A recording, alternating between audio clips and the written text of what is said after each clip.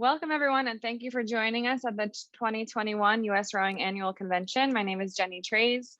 During this convention, we'll have the opportunity to learn from our diverse group of speakers and leaders, and we're really excited that you're here. We encourage you to attend sessions in our coaching conferences, Business of Rowing, and Diversity, Equity, and Inclusion tracks. This session is titled Leading Through Change. And we have our awesome Patrick Johnson of Athletes Without Limits and DC Strokes joining us today to lead an esteemed panel. Feel free to use the Q&A button to ask questions of the panelists, and the chat is there for you to engage with your fellow listeners. Thanks so much to our panelists for taking the time to be here today, and all of you who are tuning in. Really looking forward to this conversation. Patrick, go ahead and take it away. Awesome. Hey, thank you, Jenny. Thank you so much for hosting this. And first, I just want to say I'm very happy to be here and to be on with this awesome panel. Today, really, we're really treating this like just kind of hanging out at the dock, okay? So this isn't about, any of us, having any great wisdom that you don't already know, or anything that you can't figure out just by talking to people around you. And that's kind of like our goal is just to say, hey, talk to people around you. Talk to people that you may not know at your boathouse, people you may not know in your community. Find out who's out there, and you'll learn a lot about the fact that we all just kind of want the same thing, which is just to be heard. I'm Patrick Johnson, and I'm a rower coach with DC Strokes Rowing Club and the National Director for Athletes Without Limits, which is a program for athletes with intellectual impairment. We also have our program for veterans and a program for high school kids and all kinds of fun stuff. But most importantly, I'm a 20-year disabled veteran who is also a gay military service member. And for me, the importance of what that brings to this panel is just that I really want to share just some experiences of what it was like being an active duty service member who was gay during the time when it wasn't okay, it wasn't legal, and some of the things that rowing really brought to help me have that place, have that home where I could have family, have acceptance. So I'll talk a little bit more about some of that, but I want to go around and just introduce the folks here hanging out at the dock. We decided that today we're at the Anacostia Community Boathouse, which is where me and Justin row, because it's not snowing yet. So we're just hanging out at the dock. All right. So this is just hanging out at the dock with Luce and Patrick. That was our little thing here, and we brought Meghan in. Meghan came all the way across the country, national team rower there. So she's busy training, and we have Justin and Ella here, two of our awesome rowers and boosters from Athletes Without Limits. So I'm going to pass it over, and Meghan, why don't you go ahead and introduce yourself and tell us a little bit about yourself. Yeah, Patrick, thanks for having me. I have actually had a row on the Anacostia early in my days when I started rowing, so I'm familiar with the area. My memory there is I was actually quite sick, got my row in, and then had to go hide in the corner of the boatyard and throw up. But I still have fond memories of my time at Anacostia Boathouse. So yeah, thanks for having me. Hello, everyone. Thanks for joining this this webinar. I'm really excited to be here. And like Patrick said, national team member, two-time Olympian. I've also served on the U.S. Rowing Board of Directors going into my 8th year. I term out at the end of the month. Lots of time spent in that role and as an athlete. And what has brought me here is obviously being more than just an athlete and more than just a board member. And I'm excited to be joining this great group of people and hopefully have a really invigorating conversation. I please encourage you to drop questions in. Like Patrick said, we're here hanging out the dock, having a conversation. The best conversations are conversations. So that means you need to participate. So I look forward to it, and thanks for having me. Awesome. Thank you, Meghan.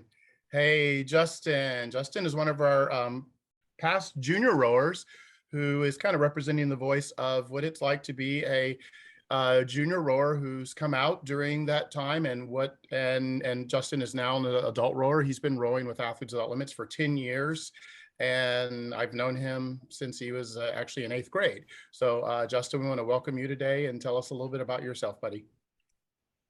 So like Patrick said, I've been rowing for 10 years. When when I when I began rowing, I was a bit of a shy kid. But over the years, I worked with Patrick and many other coaches like Daniel Voitsberger to develop my skill. Um, I competed in major competitions like Stotesbury Cup, won twice there, and won once at the head of the Charles. I came out as gay when I was 19 years old. For a long time, I, I was I was always gay, but I never really came out to a lot of people because there's a major there's a major stereotype around autistic people and having relationships. It's not just for autistic LGBT members, it's for people who have autism who are straight as well. So it's really mixed feelings about what happens when it in the terms of sexuality with autistic people.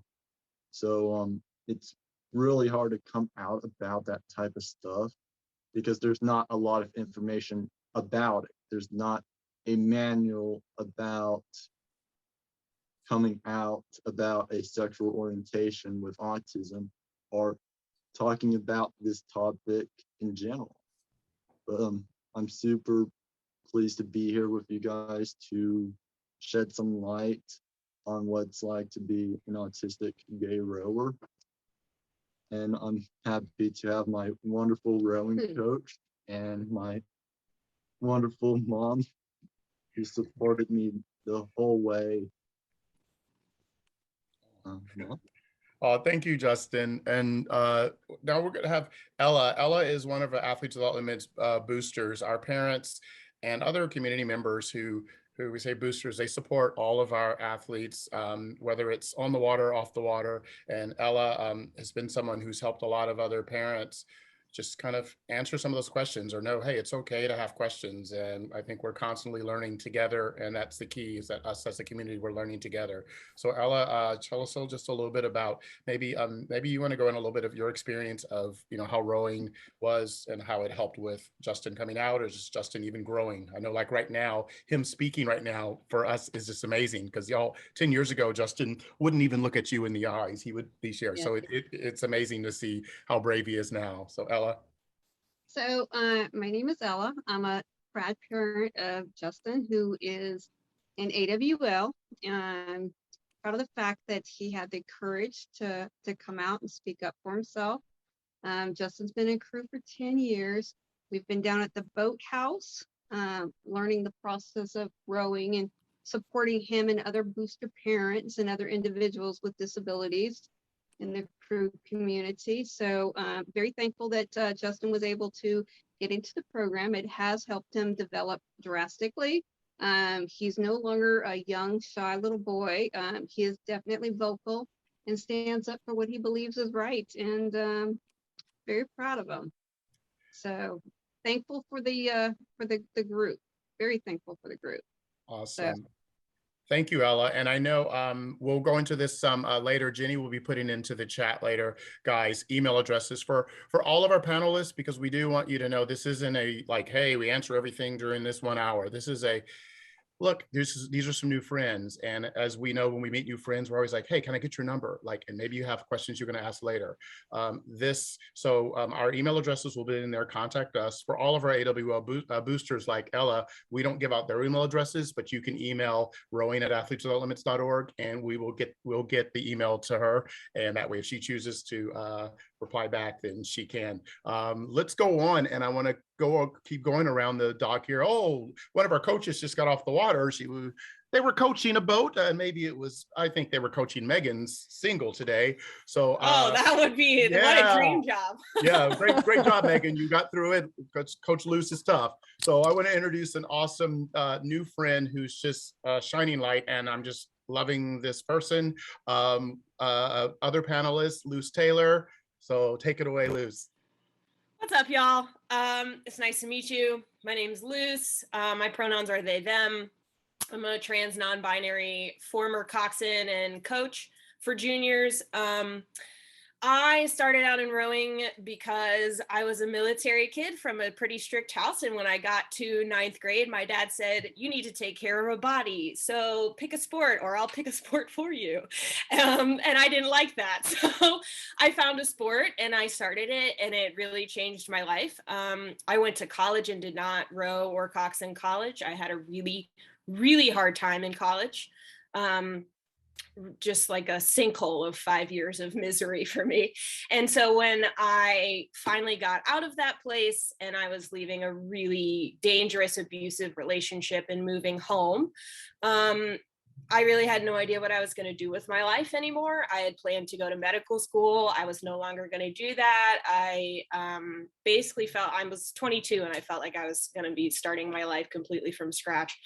And when I got back to Virginia, there was an alumni row day for my high school. And I was like, I'll show up to that. That sounds fun. And I got there and we had our one day, and the head coach at the time was like, I need a freshman women's coach. Do you want that job? I was like, hell yeah, I want that job. So I started coaching juniors at my own high school alma mater. And those 4 years of coaching at Woodson, really, that was like the time that I was figuring out my own self and starting to come out. And by the time I was leaving Woodson, I was actually fully out for the first time. And mixed in with all of that was a whole bunch of other personal stuff, including my own autism diagnosis, which I didn't get until I was 27 years old. So I think that for me, when I think about rowing, I think about basically the one place where no matter how I was feeling, I could show up and I could have a community. And the only reason I had that was because of the people there and the way that they treated me. And I can tell you that my time at Woodson as a junior was not like that. So it was really empowering to come back as an adult and see this team has changed a lot in the time I was gone. Awesome. Well, Luce, we're going to go in a little deeper dive here in a minute. I wanted to just kind of finish up our intros. There was something that those of you who know me know that I come from a music background, and a lot of times, we're looking for ways to help us heal. And, part of me working into sharing about some of the tough things. I'm going to share something that I haven't shared with a lot of people. Actually, my best friend and me were just on the phone an hour before this, and he is an injured Marine and who goes through a lot of stuff, and he helps me a lot about being brave. And he said, you need to share it because it's going to help other people. And I've shared with this group, but I'm going to share a little bit about my experience and when how the boathouse really has saved my life. So one thing I always look for is music. So I was listening to a song this morning, and it just resonated. It felt like it was there for a reason. So I just want to read just the first verse of it. It says, "We all want to make a place in this world. We all want our voices to be heard. Everyone wants a chance to be someone. We all have dreams we need to dream, sweeter than any star you can reach. Because when you reach and find you've found someone, you'll hold this world's most priceless thing. The greatest gift this life can bring is when you look back and you know you were loved." And I know, as a musician, I go back to 5th grade, where music is always the way that I learned how to express myself. And so sometimes words to songs help me go, that really resonated to me, because I think, what is it about? Why are we all here right now? Because we all want to be loved. We all want to find ways to share love. We find love in a sport. We're all, as crazy and as dysfunctional as our rowing family is, my God, I mean, we know we're all whack jobs, right? But that's what makes it great. It's like, we have this common thing, and it's so funny that we can come together with that. And for me, as a military service member who couldn't be out, came from a very religious background, went into the military, was in the US Navy band in DC, and fast forward to finding rowing as a way to find community. And 10 military members from the US Navy band in DC, the Marine band and the Air Force band, we took a little learn to row class. And actually a coach came and just taught us during the time that we could teach. And we had fun, blah, blah, blah, loved rowing. Here we go, rowing, captain, coach, all that stuff started happening, found para rowing, all that stuff, you guys all know that story.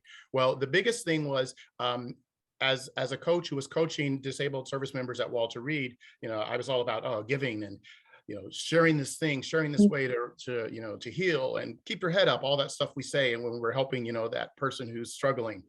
And then fast forward to me being in the hospital at Walter Reed with something that was on my lung, didn't know what it was, 3 biopsies. They were gonna have to go in there and do major invasive surgery and take something out. When I went in for that surgery, my partner wasn't able to be there. It was something that we had to decide that he wasn't going to be there because, I could lose my job. I could be fired. And there was nothing more just paralyzing than going in for that surgery and him not being able to be there.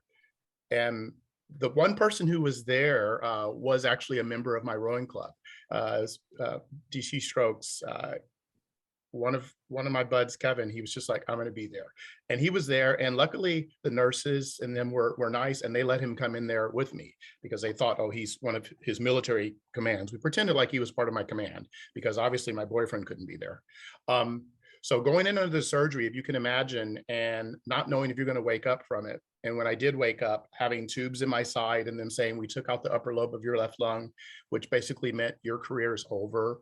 Everything you've done is over. You're going to learn how to breathe again. And that day, I realized how, wow, okay, everything's changed. So during the rehab for that, the next 2 years, I played White House concerts, played concerts all over, many inaugurations where I'm playing and faking it because I really couldn't play anymore, but my command was awesome. But the Boathouse is where I went. And I remember I was coaching Wakefield at the time, wonderful, wonderful supporting administration, students, a place where kids could be gay, straight, bi, whatever, they were just kids. And I remember I would go to the Boathouse because that dock was that safe place. And as much as craziness was going on with me, and everybody who's around me knows, it's like I'm crazy, but I was really struggling there. And sometimes just being there and having those kids come in, having those masters come in and seeing those faces, that's what kept me off of the 7th floor at Walter Reed. 7th floor at Walter Reed is suicide watch. Psych, yeah. And that's where, I spend a lot of time there now with a lot of my rowers, with a lot of my athletes that I work with at Walter Reed. And that's what kept me from there, is I would go there. And so I share this because it helps me to hopefully that somebody out there who may need that help, who may need somebody to talk to, may think like, this is the end, go to your club, go in there and talk to people and find that support, because to this day, I still have that support. I see people in the group here. I see like Andy Waiter, some of my buds there from the Boathouse who have always been family. And so that Boathouse family is a very special place. Ella and Justin, who have always been family. And I will continue to go to that place for what helps me keep going. But it did show me that at the Boathouse, I was Coach Patrick, not gay Coach Patrick, not straight Coach Patrick. I was Coach Patrick. And that was with the high school kids, the masters, whatever. And that really, really made a difference. So I want to just us to think about, is your Boathouse a place where somebody can go and just be Coach Patrick? Can they just be Meghan, Luce, Justin, and not have any definers that define who they are? Because you know what? They're just a rower there. They are a rower there. They're a person there. And I'm grateful that our Boathouse is a place where there's gay and straight, whatever, people on all the different teams, not just on the gay team, on all the teams. And I'm grateful for that. So talks like this to me are very important because for me, sharing something that's very personal to me helps me to go, it's out there to help somebody. Hopefully it's going to help to know you're not alone and don't give up. Because to this day, I still go to that Boathouse as my safe place. And I hope that you guys can find that same love for rowing, that same healing. So with that, Meghan, let's pass over to you, and if you want to share a little bit. Sure. I'll kind of build on the theme that, I think Patrick's establishing and sort of that, it's the power of vulnerability, the power of conversation. I think it's the power of reaching out. And I think those are some of the things that, all the great participants and people who've joined this session can apply in whatever situation they're in. When I kind of had a very non-traditional path into rowing, but, if I zoom out, sport for me has also been that boathouse that Patrick is talking about in terms of a safe place where I felt like I could, very much be me. I also, I grew up in a conservative family, conservative deep South, and, struggled coming out. It wasn't until, I was well into college and really, again and again after that, depending on the situation I was in. I told this story when we all got together as panelists and to get to know each other that, it wasn't really until the Rio Olympic Games that I sort of publicly said, and, it was an HRC interview and at a party, and it took a friend reaching out, Robbie Manson, a lot of people know who that is, a big icon, and saying, come to this party with me. And I said, okay, let's do it. And sort of, I took a step in wanting to share my story and who I was, all for the reason of hopefully creating safer space for other athletes and other, even non-rowers. I like to tell the story and, paying attention of the difference in out Olympians at the 2016 games versus the 2020 games was, it was exponential. And what that did was demonstrate the power of conversation, the power of making it okay, and the power of visibility, that you don't have to be LGBTQ to create that opening for people to be themselves and to feel comfortable being themselves. You do have to be willing to have a conversation. You have to be willing to be open to hearing and wanting to understand things that are different from your own experience. And that, that for me has been, through my journey in rowing, joining the national team, I didn't really feel super safe when I first joined the training center. It took me a while. And, the things that along the way has helped, today is very different than 10 years ago. And I'm grateful for that, but we still have a lot of progress to continue to make. So yeah, I don't want to take up too much airtime, but that's been my journey, for sure, especially in rowing, but especially in sport, for what it's done for me. Awesome. Thank you for sharing. Justin, your camera's off, buddy. We got disconnected for a minute. Okay. Completely disabled. Good. The Okay. host needs to come back in. Okay. So if the host can let Justin, make Justin the host and then let him back in, we'll get that going. Sarah's working on that. So Luce, why don't we go ahead and if you would mind sharing, I know one of the things that you've been very vulnerable in sharing some real, stuff, and I would, appreciate it if you wouldn't mind sharing a little bit now. Sure. I'm just going to prep everyone that I 100% I'm going to cry. So just be gentle about it. When I was in high school, I had a really hard time. My high school years were pretty fraught with any number of queer phobias around me. So I was never comfortable coming out. If I had been, I think I probably would have had a less colorful journey, maybe in a good way. But while I was in high school, my mental health was rapidly deteriorating. I was suffering from an eating disorder. By the time I was a senior, I was 30 pounds underweight.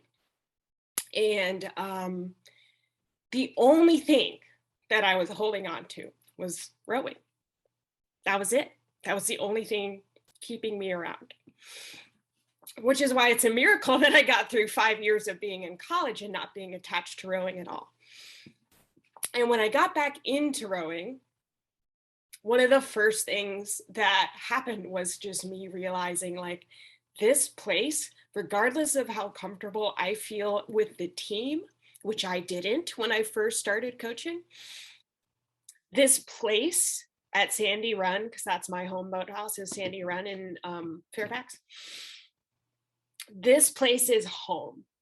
This is the one place where I can get out there and I can forget about that stuff. I can forget about my parents being casually cruel, not on purpose, but the things they say they didn't know how they were impacting me. I could let go of not having any place to come out. I could let go of all this very deep-seated self-hatred that I had internalized over many, many years of feeling less than. And that, combined with me finding a queer support group in the DC area, was what allowed me to really come out. And if I'm being honest, by the time I left Woodson, I still was not totally comfortable at that boathouse with the coaching staff and some of the other adults there. But the kids are just spectacular. I don't think that we as adults ever give children enough credit for how smart they are, how compassionate they are, because it's the kids on that team that really made me feel like, yeah, they love me. They love me, not this version that I had to create to show up. And I think that, Justin really hit it earlier when he said there's this intersection between being autistic and being queer that makes everything so much harder. I had spent decades of my life constructing this persona because I grew up in a conservative environment that expected women to be a certain way and expected that I would be a woman, and I'm not. I don't identify with that whatsoever. And so now, even though I'm between coaching jobs, I'm still connected with my team at Woodson because I know that I can show up for those kids. That's the most important part of coaching for me, is that I think about what my life might have been like if I had shown up as a 14-year-old and there was an vocally out queer coach, not just, yeah, I'm here and like I'm gay if you ask me about it. No, I'm very, very openly, aggressively like, I am queer. If you can't deal with that, just don't even talk to me. And it's amazing how much that will change a team. I think that the reason Woodson is the way it is now is because I was very vocally out and about. And one of the things that I like to impress upon people is that it is statistically impossible for you to not have a queer person on your team. It just is not possible. So if no one on your team is out, that's because they don't feel safe being out, not because there's no one queer there. And one of the things that I wrote down when I was prepping this morning was the old Field of Dreams adage: if you build it, they'll come. So you can't wait for organizations like US Rowing to catch up, right? I'm very vocally critical of US Rowing on this particular point for non-binary rowers because it's inadequate, the things that are happening. There's no category for me. I can't race the single. There's literally no category. I would have to lie to everybody at the competition and jeopardize my standing as an athlete if I wanted to race the single. So that sort of thing, I think, is when we walk away from this conversation and everyone here says, well, what can I do at my boathouse? Build it. Start now. It doesn't matter if anyone's out or not. You have to start that conversation, and all of a sudden people will start to realize that it's okay. Because what happened after I came out was that I had like 10 different kids either come out to the team or come out to their family or come out to me personally and say, hey, coach, it's not safe for me to be out other places, but I want you to know this about me. That was only possible because I was very firm about, this is a safe place for you and I will make it so. And if anyone says anything, you bring them to me. Awesome. Luce, thank you so much for sharing that. And I wanted to share, I know one of the things we talked about when we met a few days ago was just even talking about some of these real experiences, because obviously there's tons of informations, panels and stuff out there. And I want to say, guys, folks are asking, well, how can I help talk to people? I'm not as versed as you guys, and I don't really know how to share this. Well, you know what? You can go and look at the awesome panel that Tara led last year at this very same convention, because you know what? That's saved there on the US Roaring website, and watch that. I watched it because it helps me learn. I watched it several times, and there's nothing magical about that panel except it's individuals sharing their reality. And you take that and say, well, how about sitting down? I know Justin and Ella are having some technical difficulties. I'm probably going to see if they can still talk. But one of the things is it's like just, talking and saying, hey, well, let's watch this together. Maybe say, hey, just take an hour and let's sit down and let's watch this together. And it will help spur conversation. We really wanted to treat this panel with not scripted, but just people hanging out and be an example of like, we're hanging out and talking, and we can hear our different experiences. We can share those. Luce shared something that made me remember how powerful it was. And we're not bragging about our boathouses, because trust me, we're all a mess all over the country. Trust me, but I do I want to say, as a person, there was nothing that just made me more happy than the day when I walked into our boathouse and we were flying the gay flag on our flagpole. And I kudos to our board to saying, hey, we're going to do that. It's not for DC Strokes. It's not for Gay Pride Day. It's not for this. It's just because when you go somewhere as a, straight person, you don't think, hey, am I welcome here? And I'll liken this to being a Black person, being in the Navy band. I traveled all over the country and all over the world. And there were times where I knew that I was a Black man because I didn't have the same feeling as some of my white counterparts. So as a gay person, gay, lesbian, and I'll use gay as a general. I know we have all of our terms, which is great, but you guys know where we're going. When you walk in there was something really powerful about that flag being on the flagpole, because it didn't take away any rights or any feeling of welcomeness from any of our other athletes. And I talked with some of our high school kids about it, and they're like, no, coach, that's cool. Because kids today are a lot more hip than we were 10 years ago. Oh gosh, yes. Oh my gosh, it's like a totally different world. But I asked my kids from Woodson this morning. I'm like, root for me, kids. Like, I'm about to go speak at national convention, and they're like super excited for it. Right. Like, I can't even imagine when I was 15. Yeah, I mean, I wouldn't have told anybody. But when we put that flag pole up, and I'm being very particular about this because I don't like to share everybody's business, but I know there's gay high school rowers on some of the teams. I know there's gay masters rowers. I know there's, on some of the teams. I know in our adaptive teams, I know in my military program that there's gay athletes, but not everybody wants to or needs to be out. What they need to do is to know that they can feel 100% who they are. And when that flagpole went up, thank you, Andy Waiters, for leading that. Andy is one of our wonderful coaches there at the Boathouse. He coaches for Capital and is a DC Strokes member, all of the above. He's just an awesome guy.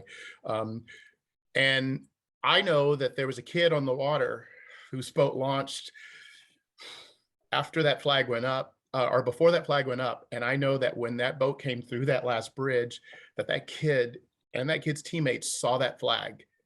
And those kids said, I mean, how awesome it was for that athlete, just what it meant to that person. And they never talk about it. They didn't have to talk about it, but they said that person felt like, once again, the Boathouse was a safe place, because that person doesn't have, it's not welcome, and not something that he or she can talk about at home, but at the Boathouse can just be present. And so sometimes we think about what are little things we can do. How about at your registration booth at your regatta having, a pride flag? How about, it spurs conversation, but it also says, if you have a problem with true diversity inclusion that we all say that we want, then maybe you're the person who needs to be aware that you may not necessarily not be welcome here, but you do need to think about what you're saying and doing, because for years and years and years, so many of us have to deal with, the words, oh, a faggot, or you roll like a girl. I hate that. And I know we don't. Worst. It's the worst thing. And so some of you coaches and some of you guys out there, think about it, because I still hear that sometimes. And I've corrected a coach at our Boathouse 2 months ago about that. I said, that's not okay. Oh my God. So, and the like, that's so gay or whatever. Yeah. My favorite response is just to turn around and be like, me too. right, exactly. So, and that's a, yeah, that's, and so like, taking away the ownership of those words being negative. I love the word queer. It's like queer, we're taking back that word. Queer is powerful. We're Yes, proud that's to be my queer. favorite. It's the most catch-all umbrella, right? It Like, is. it doesn't matter if you're binary trans or non-binary trans, or if you're gay or bi or whatever thing you are that's not cis and straight, is queer. And that I think is a really powerful thing to take back. Like, that was such an awful word used in such an awful way for such a long time. And I think one of the cool things about queer culture, like the way that queer people take things back, is like, hell yeah, I'm queer. What do you got to say about it?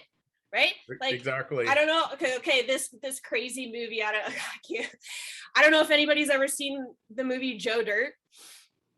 But there's this part where this guy comes up to Joe Dirt and he's like trying to make fun of him and say he's queer, and Joe is like, is this queer? These queer? Put them up. And like, that's one of the things I think about, is just like, I'll fight you because I'm queer. Take ownership of it, right? We take awesome.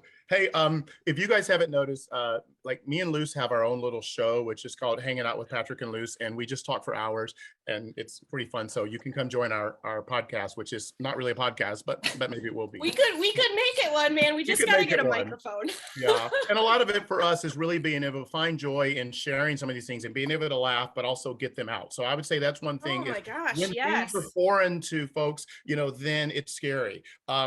Justin and Ella, I know your camera is not going to be able to come on, but Ella, can you share a little bit what it's, like being, like a parent? Like, what was your experience, there when Justin came out? Could you maybe tell us a little bit about that? I know me and you shared we have some fun parts of that we shared together, but Ella, can you hear me? Able to hear me?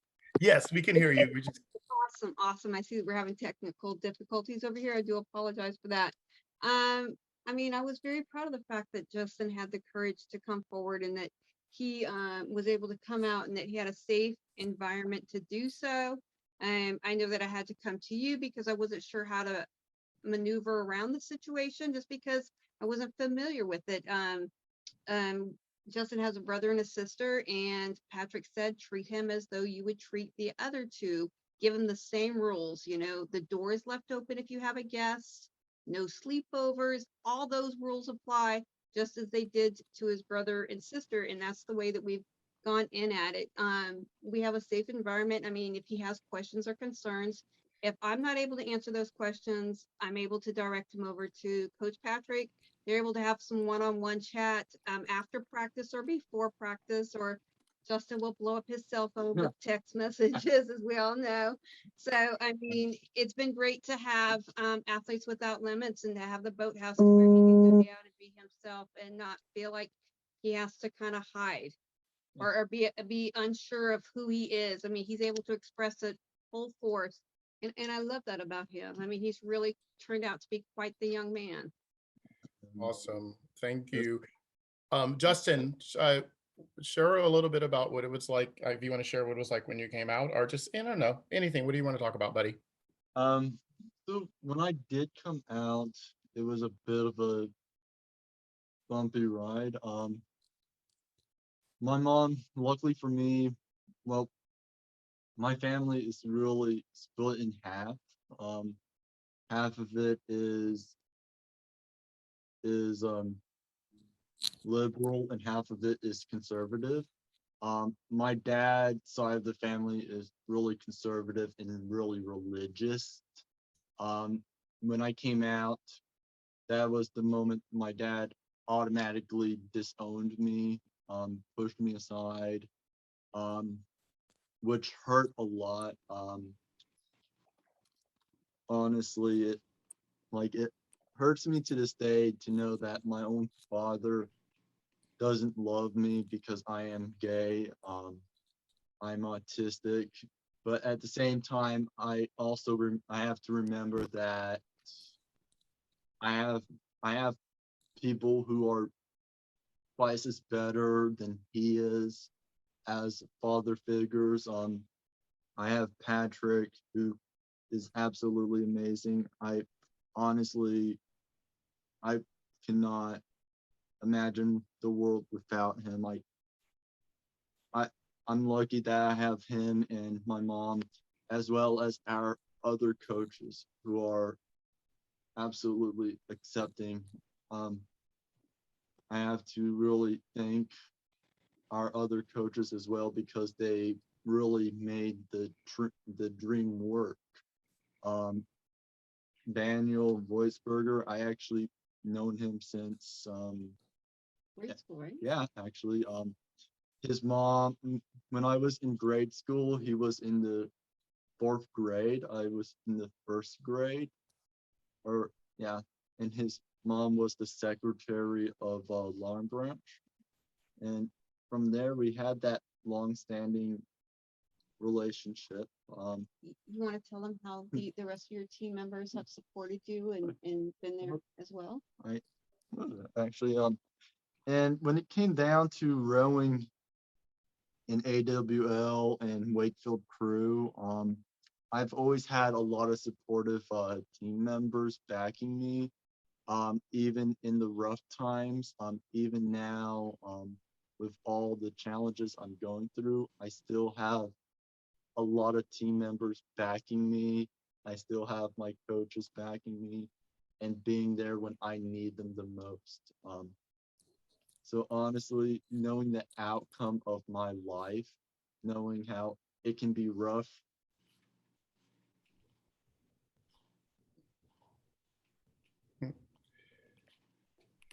Hey, Justin.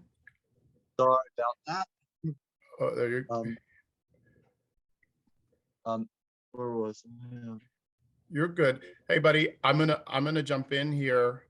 So I want to point out something for everybody to think about. So Justin is just one example of, and one of the reasons why I wanted Justin to be on here is not to toot our horn about our oh, our team's that great, but every one of you out there who's on that chat, I guarantee there's somebody who you either can make that type of impact on or have.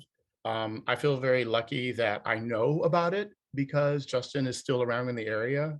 And I feel very lucky that when we're able to see, the impact that we can make. And, but if you as a coach, you as a parent, you as a friend, or as a rower, don't think that you make a negative or positive impact, you're wrong.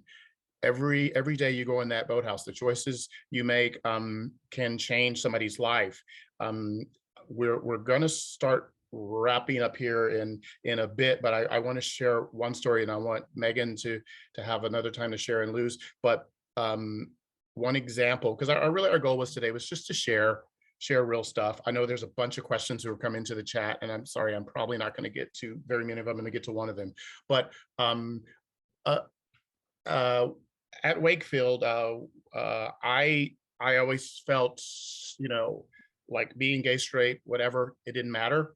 And there was a young man who was a freshman who came down to crew and was trans, and came down and was brave enough, talked with the mom, came down, and finally came downstairs to ERG conditioning, which was super brave for this kid. Super brave. I mean, those steps there, like, celebrate that, to go, hey, just wow, just going and saying, is your sport, is your team somewhere where somebody's going to come in and those other kids are already, I don't know, smart enough, aware enough to know enough? Like, are you taking time to go through and say, hey, sit down and show them this, is it worth your time with your team to sit down and take an hour and really watch this whole podcast? Because if it isn't, then ask all the questions you want, do all the stuff, but that's where you're going to help instill some knowledge. Watch last year's. Well, this kid was standing there with me and Coach Daniel, who Justin referred to, who's still around, one of our awesome coaches, who was actually a rower at Wakefield.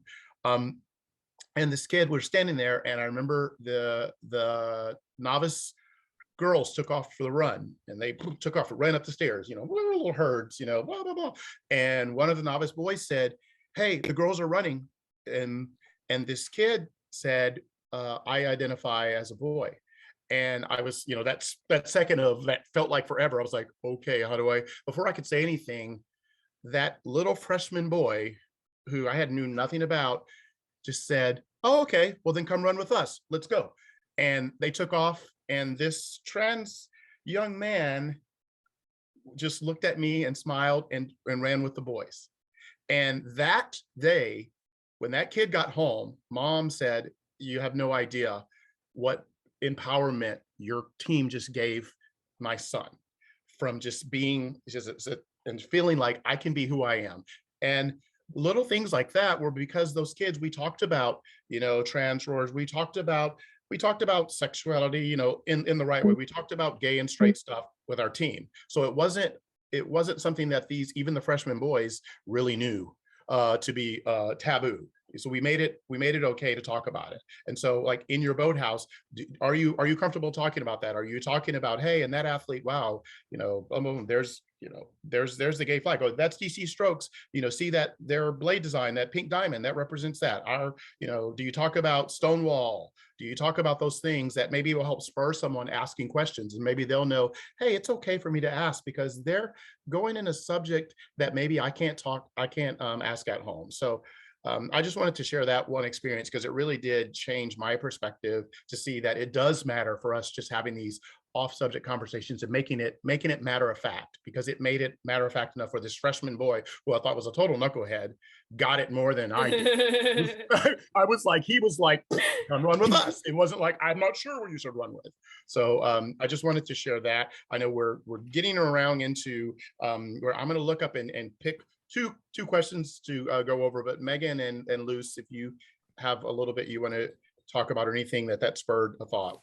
Well, Peter's question, if you've had a chance to look at it, Perfect. Starts to move into that side of the conversation. I mean, for me, and I think there's going to be a lot of coaches, there's going to be a lot of administrators, there's going to be a lot of people that are associated with rowing, hopefully, in the participant panel, that maybe aren't, in Peter's situation as a coach, or I'm assuming program director. I am not a coach. I've been an athlete. I now work in tech, but one theme that's come through is language matters, right? Language matters, and how we use language matters. And, from my end, this exact issue, both from a board standpoint and what we're using in policy, where language very much matters. Shout out to Kevin Harris. We're putting our, heads together and really, and Luce, I want to talk to you later about trying to push US rowing in the direction that it needs to be going, to address exactly what you said. How do I compete? How do I compete? And I think that's a little bit, Peter's pushing that question, as far as it being inclusive, but also, hey, athletes who want to be, men's squad, women's squad. For me, I know that, I've started to think about this in the products that I use, because language matters. You have to have inclusive terms. One product specifically it's a sport management tool, and it only has boys and girls. And I've been pushing, saying you cannot just do this, because again, language matters for the very reasons that is the equivalent of flying a rainbow flag, saying everyone is welcome. Because if you aren't using inclusive language, you are effectively being exclusive, right? And so if there's some takeaways that I think we've heard in the anecdotes and the stories, and, some of the themes is that, take a hard look at what's in your club policy. Are you flying the flag? That is so important. I walked into in a conservative area right now, and I walked into a bar and there's a rainbow flag right there on the register. I was like, I feel okay.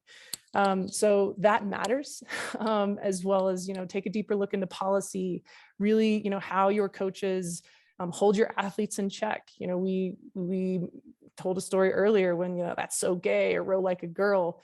Coaches, it's up to you to put that crap to rest. You have to hold your kids accountable, and you also have to set the right standard, right? These kids are, I think, more advanced than we are at times. Absolutely. But at the same time, they are sponges, and they absorb every move and look up to coaches. I know I looked up to coaches. So, observe your own behavior, observe your own language.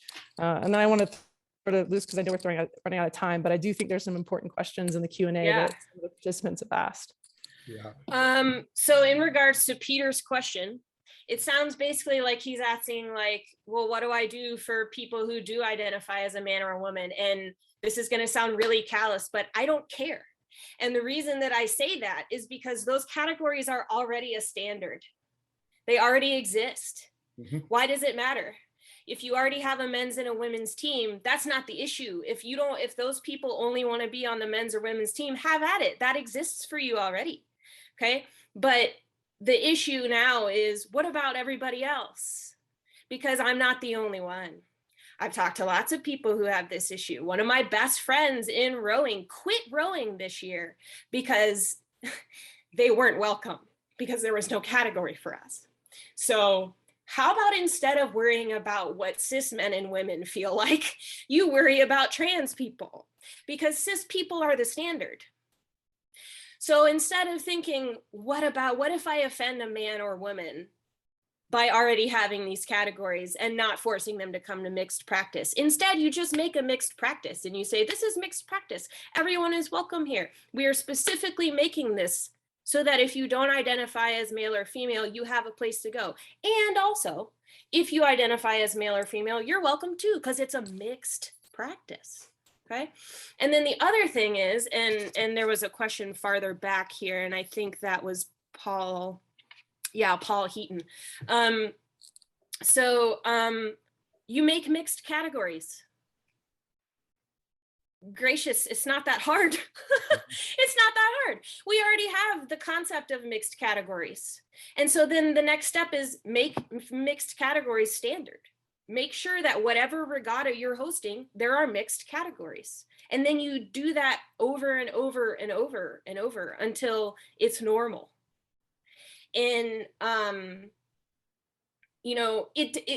I'm sure people are like, well, the cost of this and putting on a category if there's only 2 entries. I don't care. Spend the money. We're worth it. Mm-hmm. Awesome. We're worth it. Luce, thank you so much. And so much of the same reasons is exactly, as a para coach for the last 12 years, this is the stuff that we were saying 10 years ago. Well, what have that? Well, there was only 2 people. It's like, but you start doing it and you do it and it becomes normal. So this is no different. This is no different. So if you build it, they will come. And if you build it, they will come. You build it, will come, and you'll be amazed who's in your community, who's already in your boathouse, or even more importantly, who's not in your boathouse, who have left your boathouse or won't come to your boathouse because they're like, that's that. Okay, so let's make those changes. Let's be open to listening, but also open to knowing that it's not easy. Everything's not easy, and it's not easy, but none of our lives have been easy because of the things that we've had to deal with that are different than your very comfortable straight experience at a regatta. You haven't been called a faggot on the dock like I have. You haven't been, that hasn't happened to you. So I'm sorry it's uncomfortable for some people to hear, but you need to hear that because you need to know there's kids who are hearing that every day. And your kid may be one of the kids who's saying that because they think it's okay. Or you as a coach, or you're allowing that by not standing up and making a big deal and calling your team and sitting them down. Okay, so do that. Make an example of it and say, this is not okay, and make it uncomfortable, because then everybody learns. And do it with your parents and your coaches and the team, not isolated and taking that kid aside, because then we'll grow. And it's about tolerance. Our tolerance at our boathouses and our sport needs to be everybody's welcome here, but also everybody's going to be protected here. And if you're not okay with that, then this is not the place for you. If you're not prepared to commit to how hard it is to love somebody who's been through as much pain as queer people have in their lives, this isn't the place for you. Sorry. So awesome. Hey, I know we're going to wrap up here in a second. I want to say, first, thank you, panelists. I mean, and I don't even want to use the word panelists. I mean, one of the things that I want to encourage everybody from this 1.5 or 2 years of all these Zoom things, there's something really magical that we have found in this year is the ability to make close friends and make connections. I'm not just saying this, as we all know, but like this me and Megan have found a kindred soul just from this last year with like DEI stuff we've been doing, years rowing and all this stuff that has nothing to do with rowing. And like Luce is my little bro now. And you know, and I really feel this connection that we've taken from the goodness of being able to see faces and being able to connect and being able to make it comfortable. So don't wait until you can all get everybody together. Jump on a Zoom with 5 people there. Jump on a Zoom with your parents, and then maybe that'll help you guys having coffee together. But make those places where it is safe to say, we're going to talk about this. And that way, maybe somebody who's afraid may come and just listen. And that may be their first place to feeling like, okay, I'm going to be heard. So I want to thank you guys for being on here today. It definitely fuels my fire. And like I said, that Whitney Houston song, "You Were Loved," is our theme. And because really at the end of the day, we can work around and talk around it. I've taught my big tough Marine best friend how to say, hey, I love you. And, you know, because I want him to say that to his kids, but I also want us to know it's okay to say that to your outwardly gay best friend, and to say that because we have to break those stereotypes of what's accepted and what's cool and what's straight and what's gay. So at the end of the day, we all want to be loved. We all want to show love. And rowing is a place that I think all of us have found something that has been about love, the team, the community, and just the love for growing. And it's nobody's left behind. Everybody in that boat is along for the ride. So there's nothing to me that can replace that. I wasn't a rower. I found rowing as an adult, and it is, like I said, it's been a healing. It's also been something that I know continues as a veteran now who struggles with depression and all the stuff. It keeps me sane when I go to that boathouse now. So don't take for granted of what your influence is in your boathouse, in your community, and make these friends. And don't let it all be about your 2K time or what uniform you're wearing or whatever. Let it be about, hey, how are you doing today? And, you know, you may find out something that helps you grow. So I'm going to turn it over to our wonderful host here, Jenny, and I want to say thank you to everybody for coming out there. Thank you so much, panelists. And Patrick, you're an incredibly tough act to follow. Luckily, I just have to do some logistical things here. So thanks to everyone for joining us for Leading Through Change, and to Patrick, Luce, Justin, Ella, and Megan. Thanks so much for sharing your incredible stories and your advice too. I put into the chat a survey. If anyone did not have their question answered or has more questions for the panelists, please feel free to post them there, and we will follow up with everyone tuning into this to get you those answers. I will also send out the full schedule where you can, or the link where you can find the full schedule of the convention. So hopefully you'll join us tomorrow and the rest of the week. And finally, if you are posting your thoughts or photos of your home setup where you're Zooming right now, please use the hashtag RowCon2021. Thank you again to the panelists, and enjoy the rest of the convention, everyone.